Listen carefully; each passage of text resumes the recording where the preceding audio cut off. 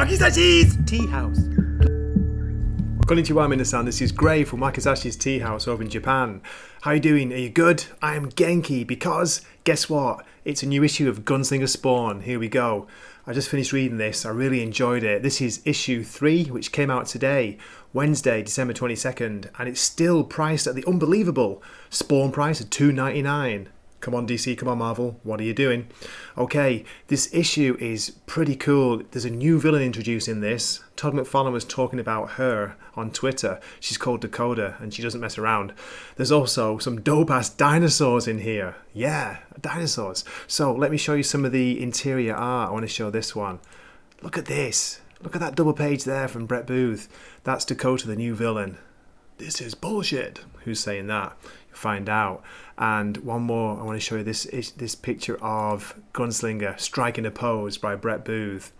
So yeah, this was a great issue. I enjoyed it as usual. It's fun. It's not, what do you call it? It's not like high-end literature, but it's just fun. It's a good story. I'm liking the relationship between Gunslinger Spawn and Taylor Bartlett. They're getting a kind of nice kind of buddy sort of love you hate you kind of relationship going on. There's awesome action in here. There's a couple of great fight scenes and you see some dinosaur action too. If you think it's dinosaurs, why not? So yeah, another fun issue. Out of the Spawn titles, I've got to admit my favourite is King Spawn at the moment. I think that is next level. It's really, really good. So if you haven't tried that, please check it out. Okay, so I'm going to break down the story. I'm going to give some commentary and trying to put it into my own words. So keep watching. Let's go on with the story. Here we go. The issue opens with dinosaurs. A meeting's taking place. There's talk of regretting that they didn't get to Gunslinger Spawn before Cogliostro did. Now, the target is any Hellspawns that came through the void with Gunslinger, especially if they've made contact with each other.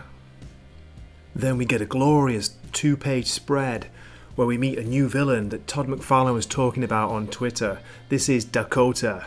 She's been brought in to help. She's got pets who specialise in taking down Hellspawns. "Are you out of your mind, Theus?" says Cyrus, the guy with the wild black hair and a moustache.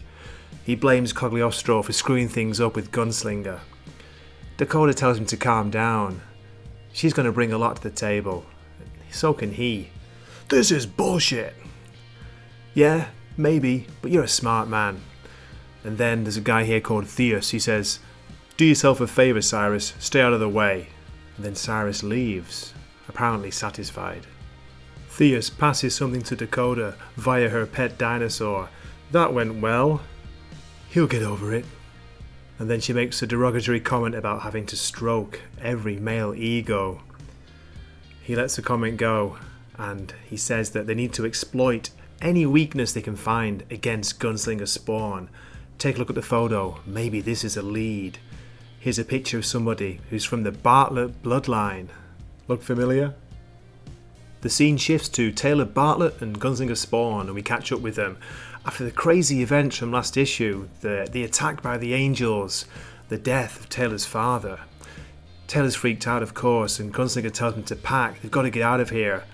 "Were you born stupid?" He tells Taylor, the group that were behind sending the Angels, they'll be sending more on their tail, so they've got to move.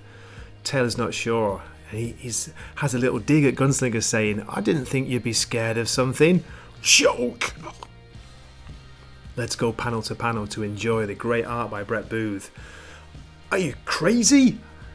"I ain't scared, you dumb shit. I'm trying to save your life," says Gunslinger. "You want to die? That's fine by me." So he demands that Taylor pack his bag. "Christ, you're as bad as them."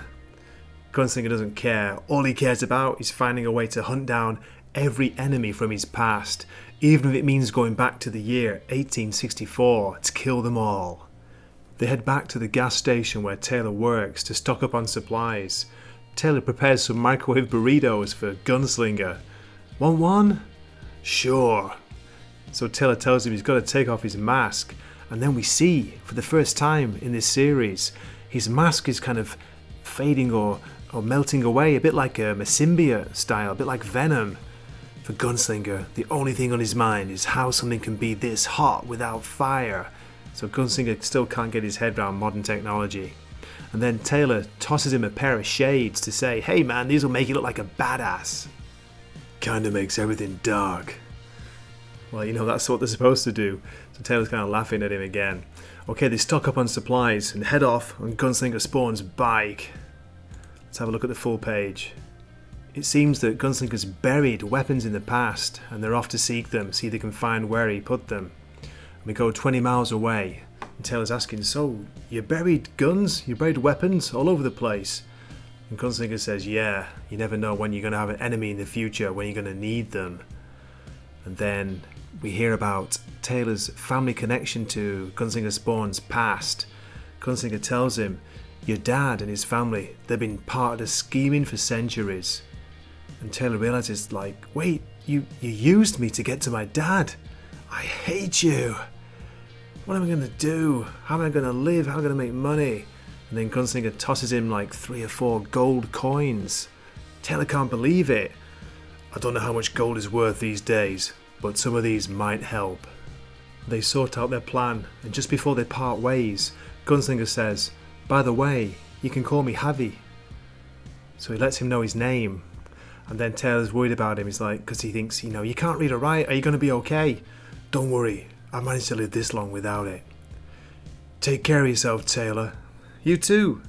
And they part ways. Let's just pause a moment to admire this beautiful panel by Brett Booth. What a pose. What great art. So it takes a day of rest until they catch up with Gunslinger. Don't move, asshole. Out of the car steps Dakota. She's looking at him, she's sizing him up, and she tells him she may be wanting to use him for something in the future, and she's asking, are you the real deal? Gunslinger stays silent. The men attack Gunslinger. Thwap! Blam blam! Click. So, you do live up to the hype. She tells him to put away his necro bullets as they won't work on her. And then she releases her pets. 2 dinosaurs who suddenly, surprisingly, grow 10 times their size. He's all yours, girls. Blam! Gunslinger takes a shot. Is it going to have any effect? Nothing. No effect. Gunslinger's fought all kinds of demons in the past, but nothing like these. What are they? Dakota shouts to them to bleed him and then leave him for me. Crack! He can't shoot them, so he pulls out his knife, decides to blind them. Stab! Will it have an effect? We don't know. Gunslinger's down, he's hurt, but he's got one last thing to try. A stick of dynamite. Boom! What are you? Now let's go panel to panel on the next page. He's trying everything, he's trying to slow down the dinosaurs, but nothing's working. Snip, stab, choked, boom. Oh no, boom. What's this? A crazy blue face from the past. Until it becomes a streaming parade of insanity. He's mine now. And that's where the issue ends, we're told in the text box. Next issue will be The Return of the Clown. Wow, what an intense finish. Wasn't expecting that, were you? Okay, we get a preview of The Scorched, issue 1. Here's the cover again. Seen this a few times, I'm getting excited now. I think this is Sean Lewis writing this, yeah? The guy who's writing King Spawn. Then we get a preview of the January issue for Gunslinger Spawn. Great cover there, look at that. I love the use of green. And this is a variant cover by Brett Booth. What do you think? Which one do you prefer? This one or the main cover? Okay, as always, thank you so much for watching. I enjoyed this issue, I hope you did too. I hope to see you in a future video. This is Gray from Wakasashi's Tea House signing off for the night. Good night and matane. Wakasashi's Tea House. Please subscribe.